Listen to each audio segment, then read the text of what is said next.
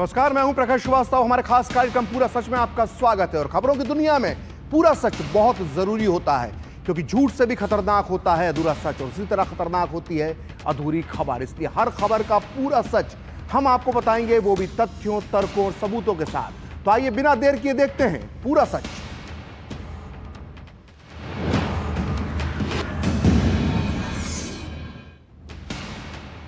तुम मुझे खून दो, मैं तुम्हें आजादी दूंगा, ये वो नारा है जो युगों युगों तक याद रखा जाएगा। और इसी तरह युगों युगों तक याद रहेगा इस नारे को देने वाले नेताजी सुभाष चंद्र बोस का नाम। आज एक बार फिर नेताजी बोस को याद करने का खास दिन है, क्योंकि आज ही के दिन साल 1943 में नेताजी सुभाष चंद्र बोस ने आजाद हिंद फौज के सेनापति के रूप में भारत के प्रथम स्वतंत्र सरकार की घोषणा की थी। उनके इस कदम ने अंग्रेजी साम्राज्य की जड़ें हिला दी थी और भारत को आजाद कराने के लिए अंग्रेजों को मजबूर कर दिया था। आज पूरा सच में हम आपको भारत की आजादी में नेताजी बोस और उनकी आजाद हिंद फौज के योगदान का पूरा ऐतिहासिक सच बताएंगे। ये इसलिए जरूरी है क्योंकि हमेशा से कुछ लोगों ने खास राजनीतिक मकसद के लिए इतिहास के पन्नों से नेताजी बोस और उनकी सेना के योगदान को कम आंकने की कुचेष्टा की है, जबकि भारत का सच्चा इतिहास इस बात की गवाही देता है कि इस देश की आज़ादी में सभी स्वतंत्रता सेनानियों का महान योगदान शामिल है।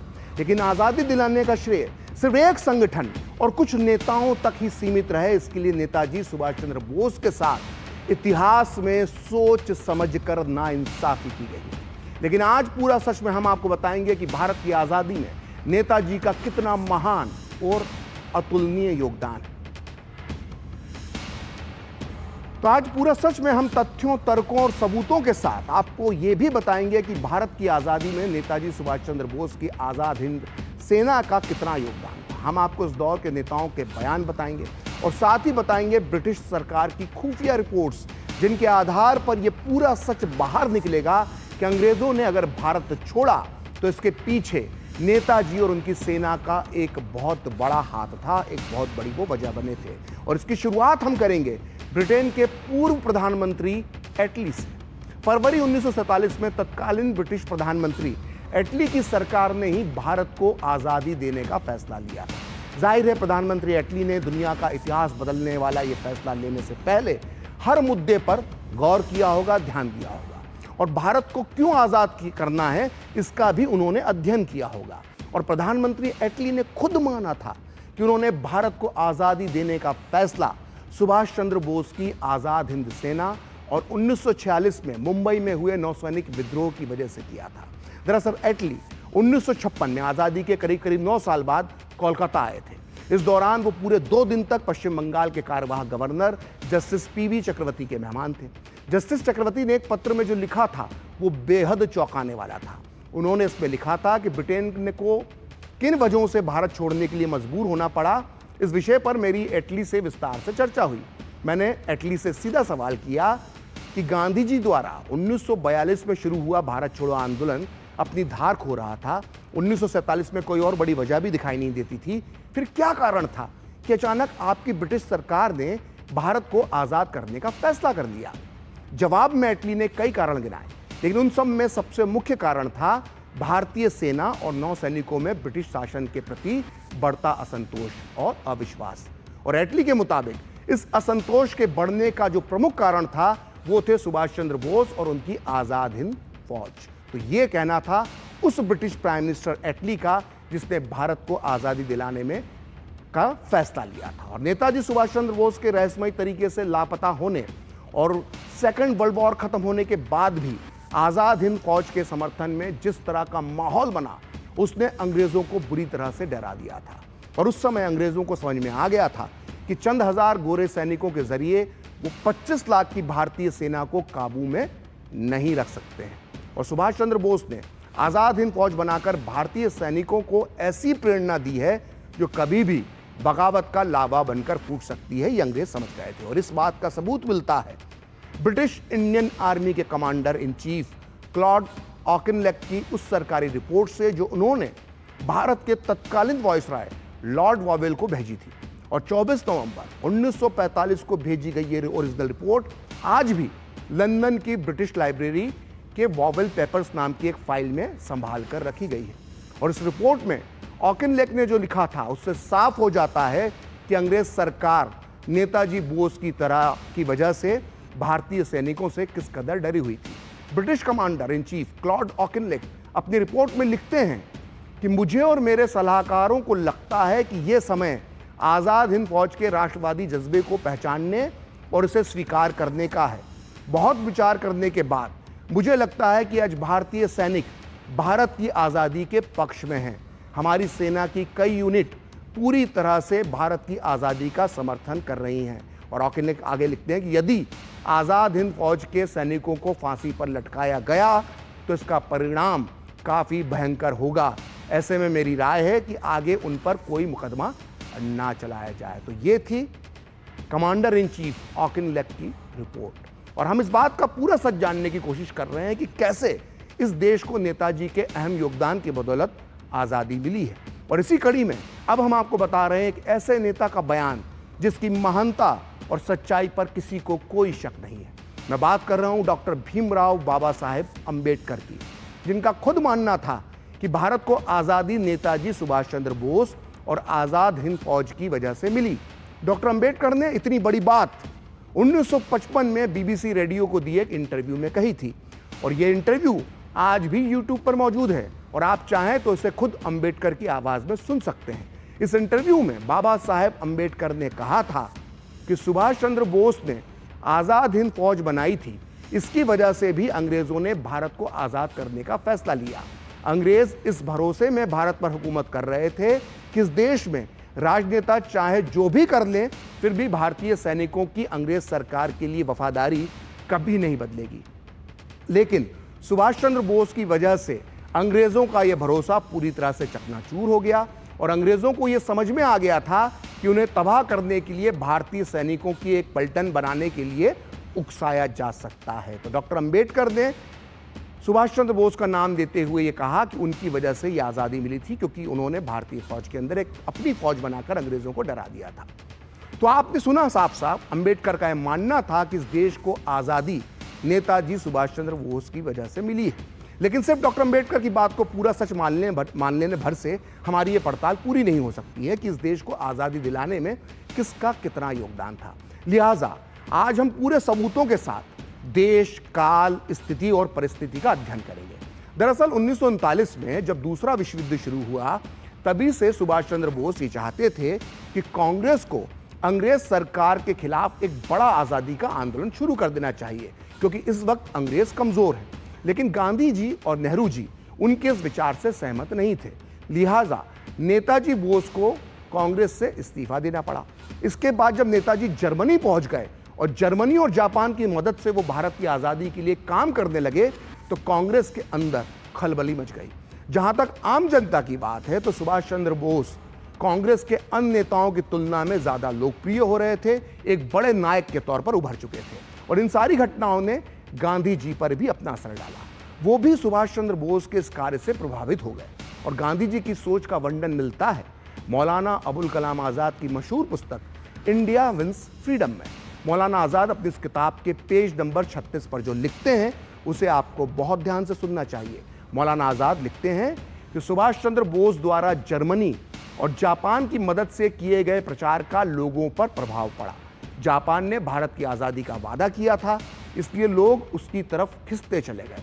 लोगों का मानना था कि जापान ने ब्रिटेन को कमज़ोर बना दिया है और भारत को उसका लाभ उठाना चाहिए। मौलाना आगे लिखते हैं कि जहाँ तक गांधी जी की बात थी तो सुभाष चंद्र बोस के जर्मनी चले जाने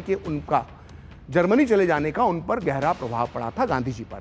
पहले बोस के कई काम गांधी जी को पसंद नहीं आते थे, लेकिन अब मुझे उनके विचारों में परिवर्तन महसूस हो रहा था। ये मौलाना ने लिखा है। मौलाना आगे लिखते हैं कि गांधी जी की कई बातों से मुझे लगता था कि बोस ने हिंदुस्तान से निकल भागने में जिस साहस और कुशलता का प्रदर्शन किया है उसके लिए उनके यानी गांधी जी के मन में प्रशंसा का भाव था और बोस के प्रति इसी प्रशंसा के भाव ने युद्ध के प्रति, दूसरे विश्व युद्ध के प्रति गांधी जी के दृष्टिकोण पर भी प्रभाव डाला। तो ये मौलाना आज़ाद ने सुभाष चंद्र बोस के लिए अपनी पुस्तक में ये बात लिखी। तो आपने अब तक ये पूरा सच जान लिया होगा कि गांधी जी के अलावा British prime minister Attlee British commander in chief Claude Auchinleck, Baba Saheb Ambedkar भी नेताजी बोस के साहस और बहादुरी के कायल थे। लेकिन उस समय कांग्रेस के बाकी नेता सुभाष चंद्र बोस और उनकी आजाद हिंद सेना के बारे में क्या राय रखते थे, इसका भी पूरा सच आपको पता होना चाहिए। लेकिन ये सच जानने से पहले थोड़ा सा आपको उस दौर की घटनाक्रम का, जो उस समय का घटनाक्रम था, उसे समझना बहुत जरूरी है। जैसा कि आप सभी जानते हैं कि 1941 में नेताजी अंग्रेजों की आंख में धूल झोंक कर जर्मनी पहुंच गए थे। यहां उन्होंने जर्मनी की कैद में बंद 4,500 भारतीय युद्धबंदियों के साथ फ्री इंडिया लीजन, जिसको फ्री इंडिया लीग के नाम से भी जाना जाता है, एक सेना तैयार की। और इतना ही नहीं, नेताजी बोस ने तब तक जापान के साथ भी संपर्क स्थापित कर लिया था। उधर 1942 के आते आते जापान ने भारत के पड़ोसी देश बर्मा, जिसे आप म्यांमार के नाम से जानते हैं, उस पर कब्जा कर लिया था। और ऐसा माना जा रहा था कि जल्दी ही जापान की सेना भारत में ब्रिटिश सेना पर हमला कर सकती है और इस हमले में सुभाष चंद्र बोस जापान का साथ दे सकते हैं। पूरा देश, उस वक्त पूरा देश सुभाष चंद्र बोस और जापान की सेना की तरफ टकटकी लगाकर देख रहा था। लेकिन उस समय कांग्रेस के बड़े नेताओं में से एक जवाहरलाल नेहरू, जो बाद में भारत के प्रधानमंत्री बने, उन्होंने नेताजी सुभाष चंद्र बोस की नीतियों से वो सहमत नहीं थे। अप्रैल 1942 में नेहरू जी ने बर्मा की सीमा के पास असम का दौरा किया और 24 अप्रैल 1942 को नेहरू जी ने गुवाहाटी में एक प्रेस कॉन्फ्रेंस की।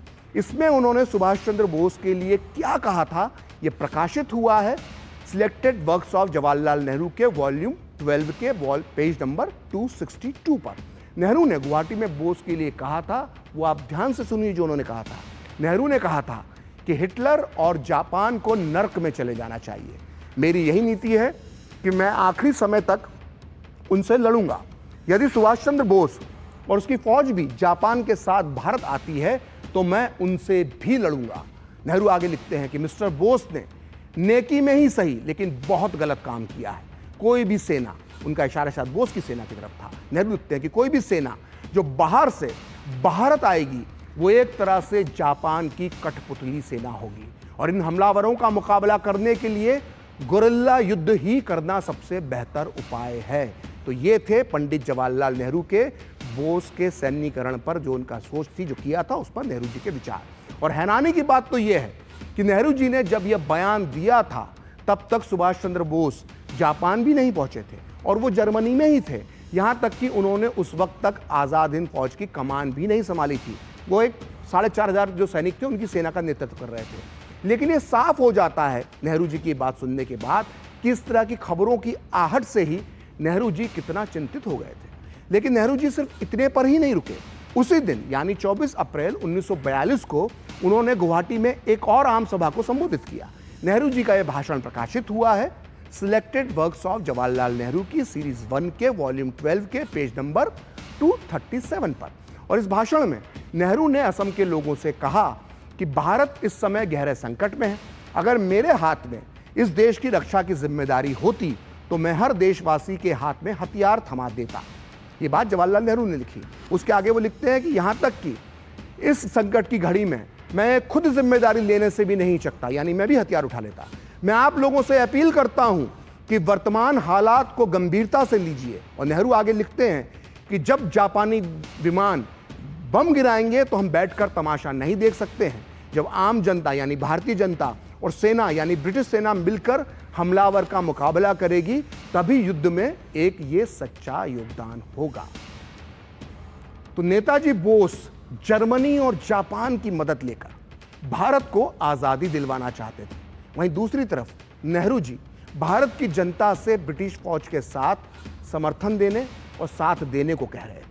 नेताजी बोस और जवाहरलाल नेहरू की सोच के अंतर का पूरा सच समझने के लिए अब हम लेंगे सहारा एक ऐसे महान व्यक्ति का जिसका नाम है राम मनोहर लोहिया। स्वतंत्रता सेनानी और महान समाजवादी नेता लोहिया ने अपनी प्रसिद्ध पुस्तक भारत विभाजन के गुनहगार के पेज नंबर 30 पर जो लिखा है उसके मुताबिक 1942 में नेताजी बोस की सफलता से जवाहरलाल नेहरू इतने परेशान हो गए थे कि वो विक्षिप्त की तरह बर्ताव कर रहे थे। लोहिया इस किताब में लिखते हैं कि 1942 में नेहरू की विक्षिप्त प्रतिक्रियाएं सामने आ रही थीं। उन्होंने ये सार्वजनिक घोषणा करी कि जापान का मुकाबला करने के लिए लाखों गोरिल्ला तैयार किए जाएंगे।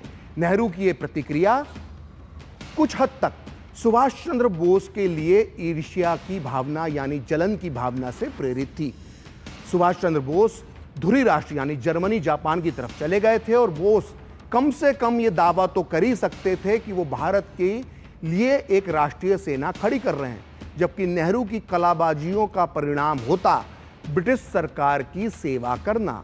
1942 के इन भयानक महीनों में नेहरू न केवल जापानियों के पैरों से कुचले जाने के साथ साथ अपने पुराने प्रतिद्वंदी यानी कॉम्पिटिटर सुभाष चंद्र बोस के हाथों परास्त होने के भय से अवश्य परेशान थे। तो राम मनोहर लोहिया ने इतनी बड़ी बात ऐसे ही नहीं की थी। वो नेताजी बोस के समकालीन थे। वो जानते थे कि सुभाष चंद्र बोस ने एक ऐसी जालिम सरकार के खिलाफ देश के लोगों को एकजुट किया था जिसका सूरज कभी अस्त नहीं होता था। नेताजी का एक ही उद्देश्य था, एक ही मकसद था, एक ही मिशन था, मां भारती को गुलामी की जंजीरों से मुक्त कराना। यही उनकी विचारधारा थी और यही उनका कर्म क्षेत्र था। इसी लक्ष्य को हासिल करने के लिए आज ही के दिन 1943 को नेताजी सुभाष चंद्र बोस ने सिंगापुर में भारत की अस्थायी सरकार आजाद हिंद सरकार की स्थापना की थी। आजाद हिंद सरकार सिर्फ नाम के लिए ही नहीं बल्कि वो काम भी करने के लिए बनाई गई थी। नेताजी के नेतृत्व में सरकार द्वारा हर क्षेत्र से जुड़ी योजनाएं बनाई गई थी। नेताजी बोस इस सरकार के पहले प्रधानमंत्री तो थे ही, इसके साथ ही वो सरकार के राष्ट्रपति और सेना अध्यक्ष भी थे। उन्होंने अपनी पूरी कैबिनेट बना रखी थी। इस सरकार की अपनी सेना तो थी, अपना बैंक भी था और अपनी मुद्रा यानी करेंसी भी थी और अपना डाक टिकट भी था और अपना खुफिया तंत्र भी था। और इस सरकार को Germany, Japan, Philippines, Korea, China, Italy और आयरलैंड समेत दुनिया के 9 से ज़्यादा देशों ने मान्यता दे दी थी। और देश के बाहर रहकर सीमित संसाधनों के साथ शक्तिशाली साम्राज्य के खिलाफ इतना व्यापक तंत्र विकसित करना वाकई में एक असाधारण काम था, शौर्य का काम था। तो आइए आपको बताते हैं कि आज़ाद हिंद फौज सरकार के गठन का पूरा सच क्या था। दूसरा विश्व युद्ध शुरू हो चुका था जिसमें ब्रिटिश हुकूमत फंस चुकी थी और वो भारतीयों को भी इस युद्ध में घसीट रहे थे। लेकिन नेताजी ने भारत को दूसरे विश्व युद्ध में शामिल किए जाने का विरोध किया। 1940 में अंग्रेज हुकूमत ने पहले बोस को जेल में डाला, फिर उनको घर में ही नज़रबंद कर दिया गया, कलकत्ता के उनके घर में। लेकिन 28 मार्च 1941 को नेताजी जर्मनी भागने में सफल रहे। इसी दौरान नेताजी को जापान में रह रहे आज़ाद हिंद फौज के संस्थापक और महान क्रांतिकारी रासबिहारी बोस ने आमंत्रित किया। जर्मनी से एक पनडुब्बी में सवार होकर कई महीने की यात्रा करके नेताजी जुलाई 1943 में जापानी नियंत्रण वाले सिंगापुर पहुंचे। तब तक सिंगापुर पर जापान का अधिकार था, जहां रासबिहारी बोस ने आज़ाद हिंद फौज की कमान नेताजी के हाथों में सौंप दी। और 5 जुलाई 1943 को सिंगापुर में INA यानी आज़ाद हिंद फौज के सैनिकों और अधिकारियों की परेड की सलामी लेते हुए नेताजी ने चलो दिल्ली का नारा दिया, जो आज भी ये नारा बड़ा प्रसिद्ध है। और आज़ाद हिंद फौज के संगठन को मजबूत करने के बाद नेताजी ने जो ऐतिहासिक कार्य किया था वो था सिंगापुर में 21 अक्टूबर 1943 को आज़ाद हिंद सरकार की स्थापना। आज ही का दिन था वो। और आज़ाद हिंद सरकार की ये ऐतिहासिक उपलब्धि थी कि उसने जापान की मदद से अंडमान निकोबार को भारत के पहले स्वाधीन भूभाग के रूप में हासिल किया। और नेताजी ने पहली बार 30 दिसंबर 1943 को पोर्ट ब्लेयर, अंडमान निकोबार का जो राजधानी है पोर्ट ब्लेयर, वहां पर तिरंगा फहराया था। और इसी बीच आज़ाद हिंद सरकार ने ब्रिटेन और अमेरिका के खिलाफ युद्ध की घोषणा कर दी। और जनवरी 1944 में आज़ाद हिंद सेना की सुभाष ब्रिगेड रंगून दाखिल हो गई, रंगून तक पहुंच गई। और 4 फरवरी 1944 को INA यानी आज़ाद हिंद सेना ने अरकान युद्ध के मोर्चे पर लड़ाई शुरू कर दी, जीत हासिल की। और 18 मार्च 1944 को नेताजी की सेना ने सीमा पार कर, भारत की सीमा पार कर पहली बार भारत की पावन भूमि पर, जो मुख्य भूमि थी भारत की थी, उस पर अपने कदम रखे। उसने 14 अप्रैल 1944 को मणिपुर के मोरांग नामक स्थान पर तिरंगा लहरा दिया। और 1944 में आज़ाद हिंद सेना का भारत की पूर्वी सीमा पर ब्रिटिश सेना के साथ एक भीषण युद्ध चला रहा। करीब करीब 4 महीने तक युद्ध चला, लेकिन नियति और प्रकृति दोनों ने साथ नहीं दिया। और मौसम की मार और दूसरे विश्व युद्ध में जापान की हार ने आज़ाद हिंद सेना को पीछे हटने पर मजबूर कर दिया और हजारों सैनिक देश पर कुर्बान हो गए। और दूसरे विश्व युद्ध में जापान के सरेंडर के बाद अंग्रेजों ने आज़ाद हिंद सेना के सैनिकों और अधिकारियों को 1945 में गिरफ्तार कर लिया। नवंबर 1945 को लाल किले में कर्नल सहगल, कर्नल ढिल्लों और मेजर शाहनवाज खान समेत कई सैनिकों पर राजद्रोह का मुकदमा चला और इन तीनों को फांसी की सजा सुनाई गई। लेकिन इस निर्णय के खिलाफ पूरे देश में कड़ी प्रतिक्रिया हुई। नारे लगाए गए कि लाल किले को तोड़ दो, आजाद हिंद फौज को छोड़ दो, और मजबूर होकर तत्कालीन वायसराय लॉर्ड वेवेल ने इस जो मृत्युदंड था इन तीनों का, उस सजा को माफ कर दिया। तो देश के लिए इतना सब करने के बाद भी आजादी के बाद नेताजी और उनकी सेना के सैनिकों के योगदान को इस देश में भुलाने की लगातार कोशिश की गई। लेकिन मोदी सरकार के आने के बाद इस सोच में बदलाव नजर आ रहा है। 2014 के बाद मोदी सरकार ने नेताजी से जुड़ी कई फाइलों को सार्वजनिक किया, जिनकी मांग लंबे समय से की जा रही थी। इतना ही नहीं, इंडिया गेट में उनकी विशाल प्रतिमा स्थापित की गई है। नेताजी के जन्मदिन को पराक्रम दिवस के तौर पर मनाने का फैसला किया गया और 2018 में आजाद हिंद सरकार की स्थापना की 75वीं वर्षगांठ को बड़ी धूमधाम से मनाया गया। और अंडमान निकोबार, जिसको पर तिरंगा फहराया था नेताजी ने, वहां 3 द्वीपों का नाम बदलकर नेताजी सुभाष चंद्र बोस द्वीप, शहीद द्वीप और स्वराज द्वीप रखा गया है। और तो और समय समय पर पीएम मोदी अपने भाषणों में नेताजी के योगदान का अक्सर जिक्र करते हैं, उन्हें याद करते हैं।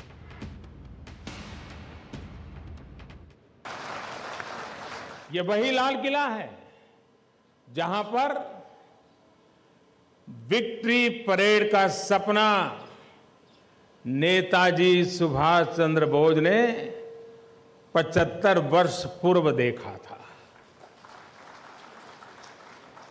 आजाद हिंद सरकार के पहले प्रधानमंत्री के रूप में शपथ लेते हुए नेताजी ने ऐलान किया था कि इसी लाल किले पर एक दिन पूरी शान से तिरंगा लहराया जाएगा। आजाद हिंद सरकार अखंड भारत की सरकार थी, अविभाजित भारत की सरकार थी। साथियों, अपने लक्ष्य के प्रति जिस व्यक्ति का इतना साफ विजन था, लक्ष्य को हासिल करने के लिए जो अपना सब कुछ दांव पर लगाने के लिए निकल गया हो, जो सिर्फ और सिर्फ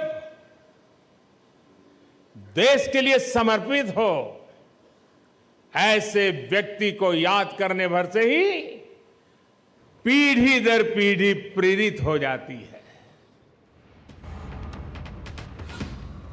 तो नेताजी ने नारा दिया था, चलो दिल्ली, और इस नारे को प्रतीक बन चुका था एक गीत, कदम कदम बढ़ाए जा, खुशी के गीत गाए जा। इस आजाद हिंद फौज का ये वो गीत था जिसे गुनगुनाकर, जिसे गाकर संगठन के सेनानी, सेना के सेनानी जोश और उत्साह से भर उठते थे। आप भी सुनिए ये गीत, वो भी बच्चों की आवाज में।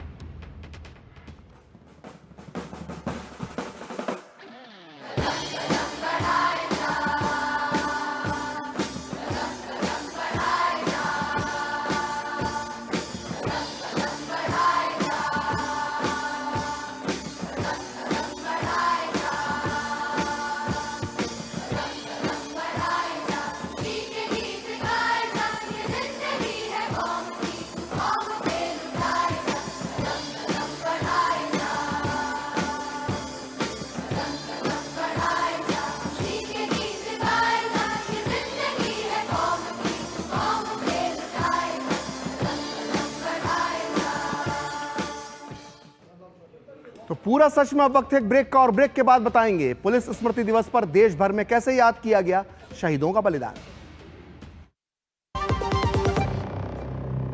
कभी नाच गाना और बेहतरीन खाना, कभी सास बहू की नोक-झोंक में स्वाद का मुस्कुराना, कभी रिश्तों में मुस्कुराहट और स्वाद भरना। असली मसालों का उपहार MDH बनाए खास हर त्योहार, क्योंकि हर रिश्ता है स्वाद से जुड़ा। आइए मनाए खुशियों की दीपावली MDH मसालों वाली। बात जब पीढ़ियों के लिए बनने वाले घर की हो तो जिम्मेदारी बड़ी हो जाती है। गैलेंट समझता है ये जिम्मेदारी। अब MM रिब्स के साथ गैलेंट एडवांस TMT रीबार, निर्माण का रियल हीरो। अच्छी चीजों में समय लगता है, खूबसूरती निखारने में वक्त लगता है। ब्यूटीफुल डिजाइन्स टेक टाइम, लेकिन KYC अपडेट मिनटों में। KYC अपडेट अब आप घर बैठे बैठे भी कर सकते हैं। Registered email, registered mobile number, online banking से, आधार, OTP बेस्ड eKYC से, या फिर वीडियो KYC से। यहाँ तक कि अकाउंट भी घर बैठे बैठे खोला जा सकता है। आरबीआई कहता है, इन्हीं से सुनिए, जानकार बनिए, सतर्क रहिए। गोल्डी मसाले के 100 ग्राम के स्पेशल पैक्स में फ्रेशनेस लॉक है। ऐसे गोल्डी मसाले जहां जाएं रिश्ते बनाएं। तो ब्रेक के बाद पूरा सच में आपका एक बार फिर स्वागत है। और अब बात पुलिस स्मृति दिवस की। हम अक्सर पुलिस कर्मियों को अपना फर्ज पूरा करते देखते रहते हैं और अक्सर उनकी आलोचना भी करते हैं, कुछ सही तो कुछ गलत, लेकिन हम भूल जाते हैं कि ये लोग कितना मुश्किल काम करते हैं। आज हमें उनकी ये नज़रिए से देखने की ज़रूरत है जिनमें वो दूसरों की जान व माल की रक्षा करते हुए अपनी जान तक की परवाह नहीं करते हैं। हमारे पुलिस वाले, आज उन्हीं पुलिस कर्मियों को शहादत को आज देश ने याद किया। दिल्ली समेत राज्य की राजधानियों में भी कार्यक्रमों का आयोजन किया गया और सेवा के दौरान अपने प्राणों की आहुति देने वाले वीर पुलिसकर्मियों को श्रद्धांजलि दी गई। इस दिन को पुलिस बल के साथ राज्य पुलिस, केंद्रीय सुरक्षा बल और अर्धसैनिक बल इस दिन को एक साथ मिलकर मनाते हैं। आपको बता दें कि सिर्फ पिछले साल 216 पुलिसकर्मियों ने इस देश के लिए अपने प्राणों की आहुति दी और आज़ादी के बाद अब तक 36,468 पुलिसकर्मी सर्वोच्च बलिदान दे चुके हैं। पहली बार वर्ष 1960 में पुलिस स्मृति दिवस मनाया गया और उसके बाद से हर साल 21 अक्टूबर के दिन इसे मनाया जाता है। तो आज पूरा सच में इतना ही। कल फिर होगी आपसे मुलाकात अपने इस खास कार्यक्रम पूरा सच में किसी और सियासी मुद्दे की पड़ताल के साथ। तो मुझे और मेरी पूरी टीम को दीजिए अनुमति। नमस्कार।